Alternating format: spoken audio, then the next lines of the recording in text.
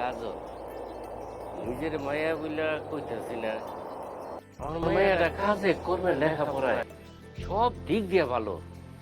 প্রতি বছর ক্লাসে আমার মায়ের রুল নং 1 থাকে। মাশাআল্লাহ, আপনার মায়া দেখতে অনেক সুন্দর, আমগো পছন্দ হয়েছে।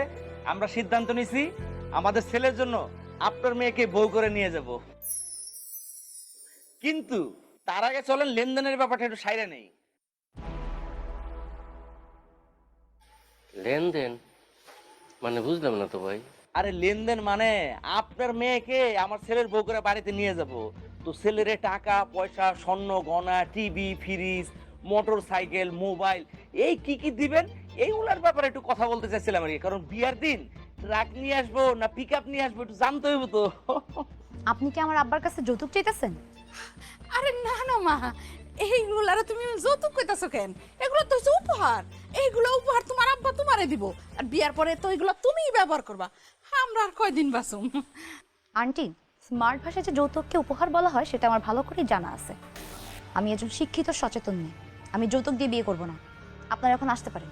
সিদ্দিক ভাই, আপনার মেয়ে এরকম বেয়াদবের মতো কথা বলছে কেন? বেয়াদবের মতো কথা বলতে আপনি আমাকে বাধ্য করছেন। আপনার কত বড় সাহস, আপনি আমার আব্বার কাছ থেকে যৌতুক চাইতেছেন? আপনাদের ভাগ্য ভালো আমি আপনাদেরকে পুলিশে তুলে দেইনি। আমি যথেষ্ট ভালো আচরণ করতেছি। ও মা গো মা, মায়ের তো দেখা যায় ভালো তেজ আছে, দারোগা গো মতো কথা কইতাছে। হ্যাঁ সবুজ, এই মাইয়ারে বিয়া করানো যাইব না, চল চল। দাঁড়াও আব্বা, কাজল রে আমার খুব পছন্দ হয়েছে। আমি যৌতুক ছাড়াই কাজল রে বিয়ে করতে চাই। আপনি যৌতুক না নিলেও আমি আপনাকে বিয়ে করতে রাজি না। যারা যৌতুক চায় তাদের মন মানসিকতা নিচু, তাদের বংশ নিচু। আমি আপনার সাথে বিয়ে করতে রাজি না। না না, এইভাবে কথা কইেন না। আমার আব্বা আম্মার হইয়া আমি ক্ষমা চাইতেছি। আপনারা আমি বিয়ে করব, যৌতুক তো লাগবেই না। চাচা, বিয়েতে যত টাকা খরচ হয় দরকার পড়লে আমি দিব। এই তুই গুলো কি কস? বিয়ের খরচ তুই দিবি? চুপ করো তো আব্বা। আম করে কি আল্লাহ টাকা পয়সা কম দিছে? তুমি কোন হিসাবে এই যৌতুকটা চাইলা? আমার যৌতুক লাগবে না। আমি যেই কোনো কিছুর বিনিময়ে কাজলই বিয়ে করব। ঠিক আছে, তোর যেহেতু পছন্দ হয়েছে, ঘর সংসার করবি তুই, আমরা আর কি করবো। সিদ্দিক ভাই, আপনি তাহলে বিয়ের দিন তারিখ ঠিক করেন। না আব্বা, তুমি তার কথা শুনো না। আমি এই বিয়ে করতে রাজি না। মারে, আমার শরীরটা বেশি ভালো না। তোর মা মারা গেছে আজকে অনেক দিন হয়ে গেছে। আমার যদি এখন কিছু হয়ে যায় তাহলে তোরা কেডা দেখে রাখবো ক? তোর যদি বিয়েটা হয়ে যায় রে মা, তাইলে আমি নিশ্চিন্তে মরতে পারবো। মারে, তুই আর অমত করিস না, তুই রাজি হয়ে যাই বিয়েতে। ঠিক আছে আব্বা, তুমি যেহেতু কইতেছো আমি বিয়ে করতে রাজি আছি, কিন্তু আমার একটা শর্ত আছে। কি শর্ত? আমি এখন পড়াশোনা করতেছি, আর বিয়ের পর আমি পড়াশোনা চালিয়ে যেতে চাই। আর আপনারা আমাকে পড়াশোনার সহযোগিতা করবেন। আমি কখনোই পড়াশোনা বন্ধ করবো না। আরে এটা তুমি কি কইতাছো? পড়াশোনা করবে, এটা তো খুব ভালো কথা। তুমি বিয়ার আগে যেমনি পড়াশোনা করতেছিলা, বিয়ার পরেও সেইভাবে পড়াশোনা করবা। তোমার যত খুশি তুমি পড়ো, আমাকে কোনো সমস্যা নাই। কি কন? কাজল, আমি তোমার নিজেই কলেজে নিয়ে যাবো, আবার কলেজ থেকে নিয়ে আসবো। পড়াশোনা করতে তোমার যা যা দরকার সব কিছু আমি দেখো। এবার আর হমত করো না, রাজি হয়ে যাও। ঠিক আছে, আপনারা যেহেতু আমার শর্তে রাজি আছেন, তাহলে আমারও কোনো সমস্যা নেই। আমি এই বিয়ে করতে রাজি আছি। আলহামদুলিল্লাহ।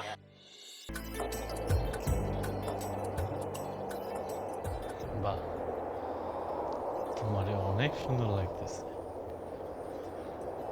আমার জীবনে তোমারে পাইয়া আমার জীবনটাই ধন্য হয়ে গেল। তুমি আমার গায়ে হাত দিতেছো কেন? আরে কি বলতেছো তুমি এসব? তুমি আমার বিয়ে করা বউ, আজকে আমাদের বাসর ঘর, আমি তোমার গায়ে হাত দিব না?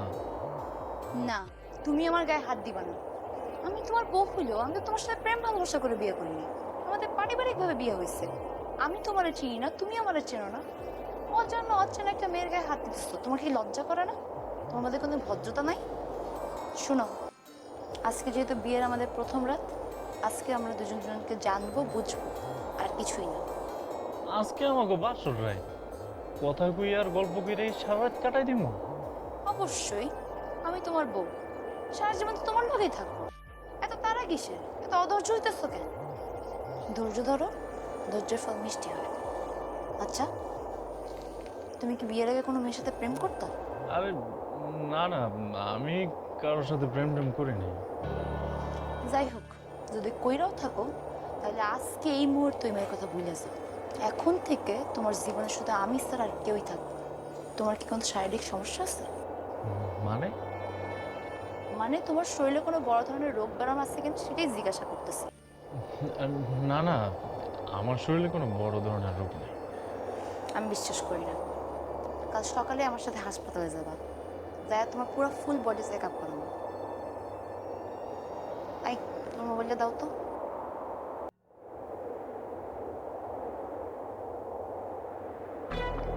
তোমার ফেসবুকের পাসওয়ার্ডটা বলো। আরে কি যাতা বলতেছো? আমার ফেসবুকের পাসওয়ার্ড কেন তোমার দিতে যাব? কারণ আমি তোমার ফেসবুকে ঢুকবো, তোমার ফেসবুকে যতগুলো মেয়ে ফ্রেন্ড আছে সবগুলোর ব্লক করবো। আমার ফেসবুকের মেয়েগুলোরে তুমি কেন ব্লক করতে যাইবা? কারণ আজকের পর থেকে তুমি আর কোনো মেয়ের ছবি দেখতে পারবে না, সারাক্ষণ আমারে দেখবা। আমি ছাড়া তোমার জীবনে অন্য কোনো নারী থাকবেই না। পাসওয়ার্ড বলো। পাসওয়ার্ড দেওয়া লাগবে না, ফেসবুক খোলাই আছে।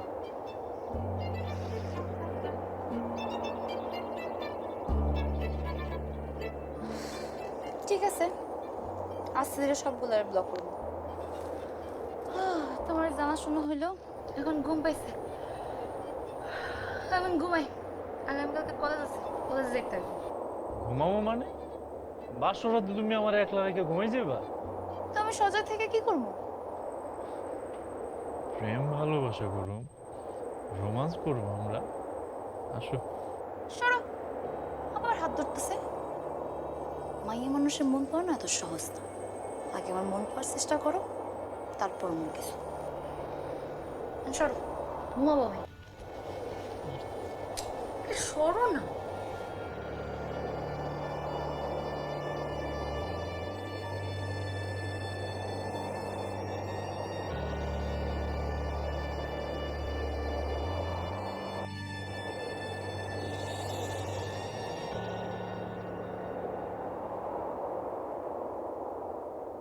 আই দাঁড়াও।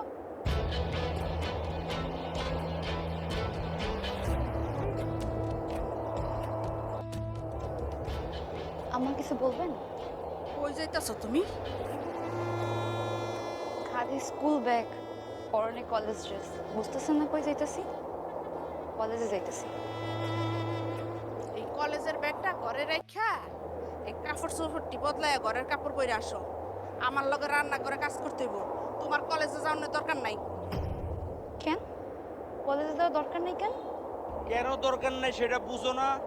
পড়ালেখা অনেক করছো, এখন আর পড়ালেখা করার কোনো দরকার নাই।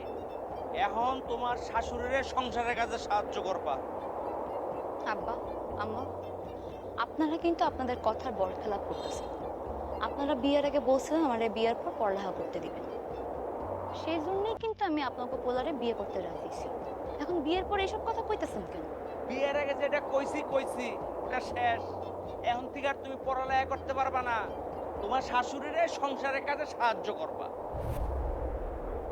আমারে মাফ করবেন আব্বা, আমি আপনার এই কথাটা রাখতে পারলাম না। আমি অনেক ভালো একজন ছাত্রী, আমি সায়েন্সের স্টুডেন্ট। আমার ছোটবেলা থেকে স্বপ্ন আমি বড় একজন ডাক্তার হব। আমাদের এলাকার যত গরিব দুঃখী মানুষ আছে বিনামূল্যে সবার চিকিৎসা করুন, সবার সেবা করুন। আমার পড়ালেখা বন্ধ হয়ে গেলে আমার এই স্বপ্ন কোনোদিনও পূরণ হইব না। আমি কলেজে যাবো, আমার বাধা দিয়ে কোনো লাভ হবে না। আমি পড়ালেখা করবো। আই চুপ করো, বিয়াদব মাইয়া। হ্যাঁ, কত বড় সাহস শ্বশুর শাশুড়ির লগে মুখোমুখি তর্ক করতেছে।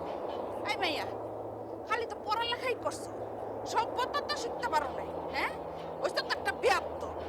লেখাপড়া করার নাম করে কলেজে যাইবো, যাইয়া পোলাগুলোকে টেসাটেসি করবো আর রং ডং করবো।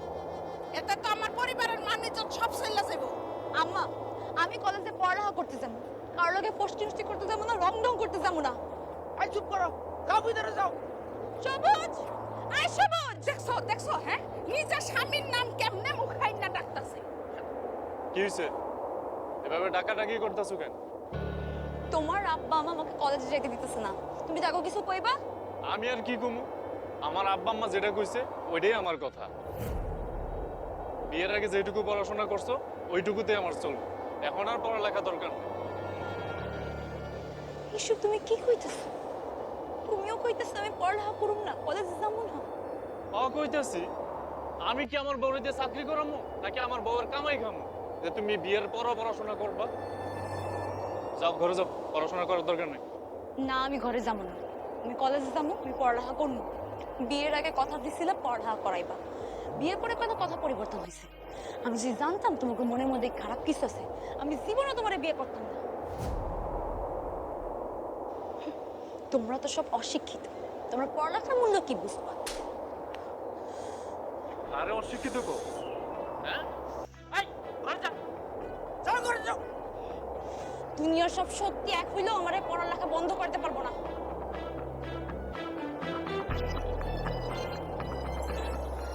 আর একটু ভালো করে টাইট দিস, মাইয়া খুলে শেয়ানা আছে।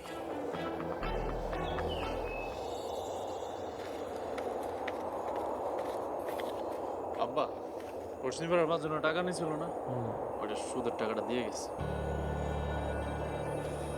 আচ্ছা তাহলে পশ্চিম পাড়া যেহেতু হলো, তাহলে তোর পাড়াটা কালেকশন করে ফেলা, সব টাকা কিন্তু বাকি রয়ে গেছে। কালকে উঠাইলাম মনে।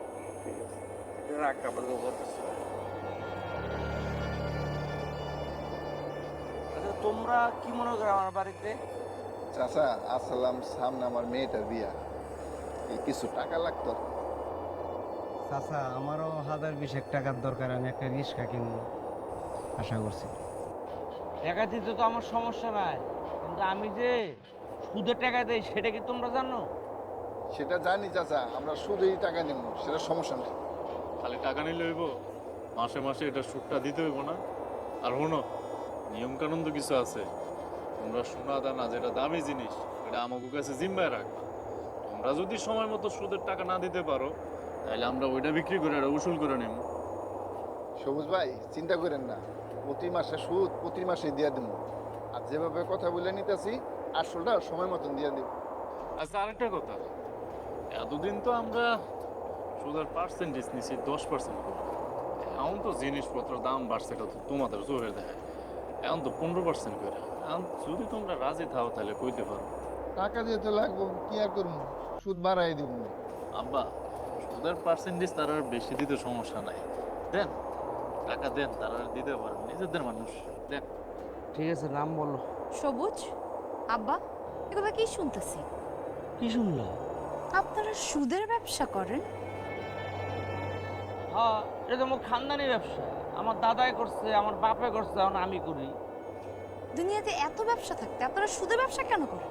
সুদের ব্যবসায় কোনো কষ্ট নেই, টাকা দেই টাকা আসে, খাই দেই ঘুমাই, কোনো ঝামেলা নাই। আব্বা, সুদের ব্যবসা করে না, সুদ হারাম। যারা সুদের কারবার করে তারপর টাকা পয়সা ধন সম্পত্তিতে কোনো আয় বরকত আসে না,